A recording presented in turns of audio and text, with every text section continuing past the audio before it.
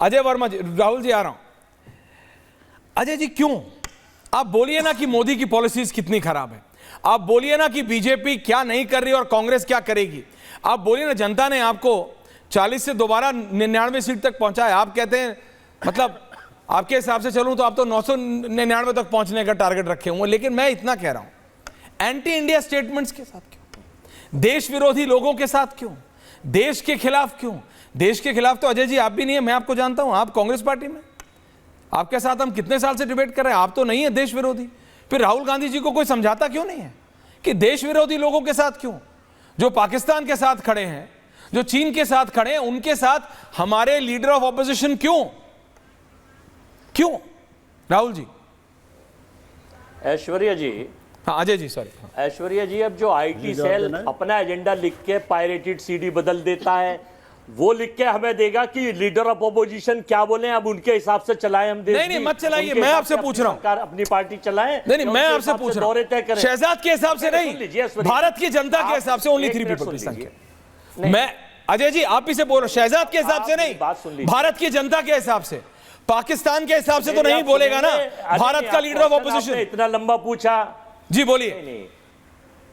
अब ऐश्वर्या जी, क्वेश्चन आपने इतना लंबा पूछा, बोलिए अजय जी, जवाब देते उतना ही लंबा जवाब दीजिए आप। जब शहजाद बोल रहे थे तो जैसे जब शहजाद बोल रहे थे तो जैसे संत आसाराम बापू की कथा आप सुन रहे थे और मैं बोल रहा हूं तो आप बार बार उछल कर ऐश्वर्या जी मुझे डिस्टर्ब कर रहे हैं। लोकतंत्र में मुझे तो सुनने दीजिए, जरा सा मुझे सुनने दीजिए, अगर आप चाहते हैं तो। नहीं मैं सुनता ही रहूंगा फिर। देखिए, राहुल गांधी ने देश विरोधी कोई बयान नहीं दिया। देश विरोधी बयान देश के प्रधानमंत्री जी ने रशिया में जाके दिया था, उस पर आपने कुछ नहीं बोला। उन्होंने कहा था कि 2014 से पहले भारत हताशा और निराशा में, रूस में अभी पुतिन के यहाँ जाके नरेंद्र मोदी जी ने दिया कि पूरा भारत हताशा और निराशा में जी रहा था। अरे चलो, हम तो अपोजिशन के लोग हैं। अटल बिहारी वाजपेयी जी की माननीय की सरकार रही थी 99 से 2004 के बीच। अटल जी मेरे ख्वाब में आए, उन्होंने कहा ये घमंडी लोग मुझे भी बेइज्जत कर रहे हैं, 5 साल मुझे भी नहीं बख्शा। कितने बड़े घमंडी हैं, और घमंड तो ना दुर्योधन का रहा, ना कंस का, ना रावण का रहा। सुन लीजिए, तो और तो आदमी के तो मैं शायद बायोलॉजिकल जो लोग हैं। अच्छा, अब अमेरिका पे सुन लीजिए, अगर आपको सांसद पे वो देश विरोधी लगता है और आपको लगता है कि वो खतरनाक है, तो अमेरिका को चिट्ठा के अपना विरोध दर्ज कराइए। अरे मैं आपसे पूछ रहा हूं, आपको क्या लगता है ये बताओ। पता चल जाएगा अमेरिका से कि वो विदेश। जो इल्हान उमर बोले कि कश्मीर पाकिस्तान को दे दो, और बताना चाहता हूं, वो आपके हिसाब से भारत के साथ है कि पाकिस्तान के साथ है? सिंपल सा सवाल है, आप बता लो। इल्हान उमर है, वो महिला है, आप जो बोले कि जम्मू कश्मीर पाकिस्तान को दे दो, उसके साथ हमारे देश का लीडर ऑफ ऑपोजिशन खड़ा है। संवैधानिक पोजीशन है अजय वर्मा जी, कांग्रेस नेता नहीं, एलओपी राहुल गांधी खड़ा है। क्यों आप नहीं हाँ मैं बताना चाहता हूं। बताओ। सुन लीजिए ऐश्वर्या जी, ये प्रो पाकिस्तान कौन सी नहीं तो अमेरिका की बात पूछिए और राष्ट्रपति बाइडेन को चिट्ठी लिखिए कि ये देश विरोधी है, तो आपको पता चल जाएगा। बाइडेन को कमाला हैरिस तो लिख नहीं पा रही, मैं क्या लिखूंगा? झूठ बोलेंगे, आप भी गजब बात कर रहे हैं। हाँ, सीपीसी से इनका क्या समझौता था चाइना से? सीपीसी से अलायंस करके, सीपीसी से क्या इनका सिस्टम था? और सुन लीजिए, जयशंकर जी के बेटे के क्या रिलेशन है, अगर मैं आपको बार बार बताऊं चाइना पे, और कब्जा कर रखा है। लेकिन यह शहजाद एक झूठ की किताब लेके चाइना पे कब्जा कर लिया हमने, जान बांटते हैं, और केवल अपोजिशन के नेताओं को, ये क्या बोल रहे हैं आप, मैं समझ नहीं पा रहा। केवल अपोजिशन के नेताओं को विरोध दर्ज कराते हैं, झूठ बोलते हैं। भाटिया जी, राहुल गांधी ने ऐसा बयान नहीं दिया। और सुन लीजिए, सिखों के ऊपर अगर आप बात करते हैं तो ऑपरेशन भिंडरवाला में प्रधानमंत्री देश की श्रीमती इंदिरा गांधी थी, वो प्रधानमंत्री थी, उस पर भी सुन लीजिए जरा सा। 84 से ज्यादा जवान मारे गए थे और 250 से जवान घायल हुए। वो जनरल भिंडरवाला एक आतंकवादी था, और ऑपरेशन ब्लू स्टार में जब उनको खत्म करा आतंकवादी, उसने आम आदमी भी मारे थे और पंजाब में अशांति फैला रखी थी। देश की प्रधानमंत्री की हत्या जब हिंदुस्तान के उन 2 आतंकवादियों ने कर दी, तो देश की जनता में गुस्सा था, और उस गुस्से से इंदिरा जी का कोई रोल नहीं था। प्रधानमंत्री की हत्या हुई रोल पता है किससे? देखिए, अब ना आप 84 पे पूरा मूव हो जाएंगे, लेकिन एक बात बता दूं मैं आपको, जितना डिफेंड करना है कर लीजिए। डिफेंड करने के बजाय अगर बोले ना हाँ गलती हुई, जब बड़ा पेड़ है, देखिए हम तो थे नहीं तब, मैं तो नहीं था पर्सनल, हमने तो पढ़ा ही है। राहुल देव जी थे, भाटिया जी थे, वो बता देंगे। अजय जी आप भी थे, कौन सा पेड़ गिरता है तो धरती हिलती है, ये सब देखिए। डोंट गो, मैं फिर कह रहा हूं, मरहम लगाने का काम करना चाहिए, जख्म को नासूर बनाने का नहीं। मैं ये कह रहा हूं, आप हो, बीजेपी हो या कांग्रेस हो, समझिए मेरी, सुनिए मेरी बात, सुनिए मेरी बात, सुनिए मेरी बात अजय जी प्लीज। जख्म है, वो रियलिटी है। आप अगर आज कोई मुझे बोले कि हिंदू और मुसलमानों के बीच में भारत में कोई दिक्कत नहीं है, सब बहुत खुशहाल, देखिए ऐड नहीं है, एडवर्टाइजमेंट नहीं है। सिखों से अभी भाटिया जी किसी से पूछ लीजिए, रईस से रईस सिख से पूछ लीजिए, और गरीब से गरीब जो ठेला लगाता है या दुकान चलाता है, जो किसी से कोई 84 भूला नहीं है, चाहे वो उसमें भुगता हो या नहीं भुगता हो, कोई नहीं भूला। जख्म है, जख्म को नासूर बनाना है या उस पर मरहम लगा के ठीक करने की कोशिश करनी है, ये आप नेताओं का काम है। ये आप समझिए Ajay Verma ji. Now be quiet please. Shahzad ji quick intervention, उसके बाद मैं राहुल जी और भाटिया जी के पास जा रहा हूं। प्रियंका जी आ रहा हूं, क्विक 30 सेकंड इंटरवेंशन शहजाद।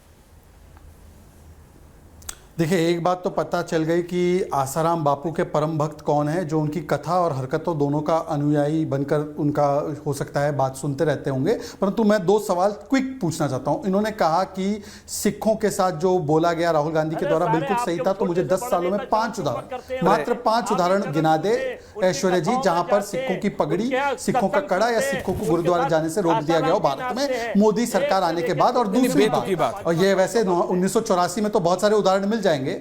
और ऐश्वर्या, दूसरी बात, इन्होंने कहा 4000 स्क्वायर किलोमीटर जमीन को कब्जा लिया है। वैसे अक्साई चीन को भूल गए, ये टिया पंगनक, डूमचेली, जोरावर फोर्ट, ये सब भूल गए। 640 स्क्वायर किलोमीटर जो यूपीए के जमाने में हुआ था, जिसको श्याम सरन ने बताया था, भूल गए। कच्चा थी वो भूल गए। परंतु मैं बोलता हूं 4000 स्क्वायर किलोमीटर बोला है, 5 गांव के नाम बता दिया। ऐश्वर्या जी, आगे जाने से पहले इनको बताइए 5 गांव के नाम बता दीजिए जो मोदी जी के आने के बाद इंडिया के पास से चले गए और चाइनीज कब्जे में। 5 गांव के नाम के साथ। अरे अभी आप क्यों उनको आप एक्सपोज कर रहे हैं, अभी छोड़िए।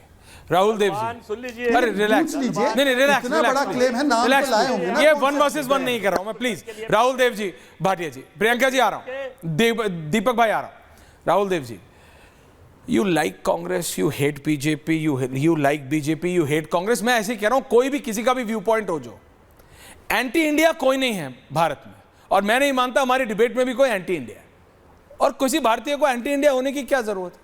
पर सर, इल्हान उमर ये कोई एक अकेली नहीं है, कोई भी हो जिनका स्टैंड भारत को लेके बहुत क्लियर है, क्रिस्टल क्लियर है। She has no doubt, we may have, और आवर पॉलिटिशियंस में हैव, उनको कोई डाउट नहीं है। ऐसों के साथ क्या बात करेंगे सर? ये ऐसी स्टेटमेंट्स देना कि भारत में आप सिख हैं, आप कड़ा नहीं पहन सकते, आप पगड़ी नहीं पहन सकते, 84 के बाद तो ऐसा कोई घटना कभी हुई नहीं सर कि सिखों को अपनी पगड़ी हटाने की जरूरत पड़ी हो। रियलिटी ये है, it's harsh but right sir. देखिए, जहाँ तक ये सिखों के बारे में उन्होंने पगड़ी और कड़े के बारे में कहा है, अगर कहा है, क्योंकि मैंने वो उनके वाक्य सुने नहीं है सर, लाउड एंड क्लियर कहा है मैंने, 4 बार चेक किया सर। लेकिन अगर ये उन्होंने कहा है और सचमुच इन्हीं शब्दों में कहा है, तो मैं इसकी घोर निंदा करता हूँ। ये बिल्कुल गलत बात है।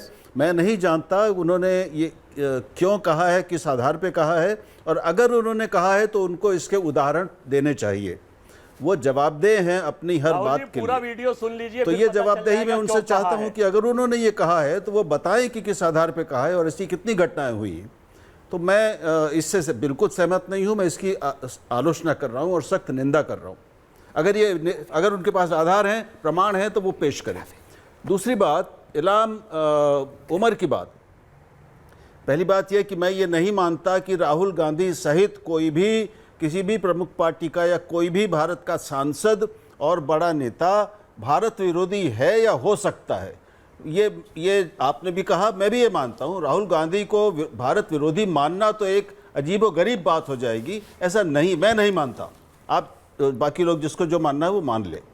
लेकिन उन्होंने जो उमर से जो मिले हैं, मैं नहीं जानता, अगर आपको जानकारी हो तो बताइएगा मुझे कि वो जो कई सांसदों के साथ, जिनमें से एक उमर भी थी, बातचीत क्या हुई, किसने क्या कहा, और क्या राहुल गांधी ने इल्हान उमर से कुछ कहा, उनसे क्या कहा, मेरी जानकारी नहीं है ये। आप बताइए। तो जब तक हमें ये ना पता हो कि बातचीत क्या हुई, क्या कहा गया या पूछा गया या क्या जवाब दिया गया, केवल वो वहाँ पर उपस्थित थी, वो वहाँ की सत्तारूढ़ पार्टी की सांसद हैं, तो अगर वो वहाँ सिर्फ मौजूद थी तो इसको हम भारत विरोधी कैसे कह सकते हैं, जब तक ये हमें ना मालूम हो कि उन्होंने कहा क्या और राहुल गांधी ने क्या कहा। दूसरी बात कि अलग अलग लोकतंत्र की अलग अलग विशेषताएं होती हैं। भारत में भी दूसरे देशों के विदेशी नेता आते हैं, भारत के विदेशी नेता भी दूसरी जगह जाते हैं, और वो जाते हैं तो उनको सरकारें भी एंटरटेन करती हैं, संसद अलग से करती है, संसदीय जो संस्थाएं होती हैं जी। हमें इसलिए ये देखे बिना और जाने बिना कि बातचीत क्या हुई, हमें इस तरह की बड़ी बातें मैं समझता हूँ कि नहीं कहनी चाहिए।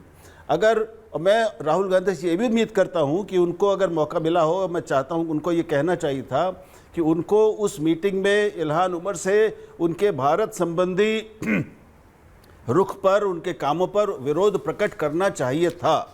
उन्होंने That's the किया point. कि नहीं किया ये नहीं मालूम मुझे।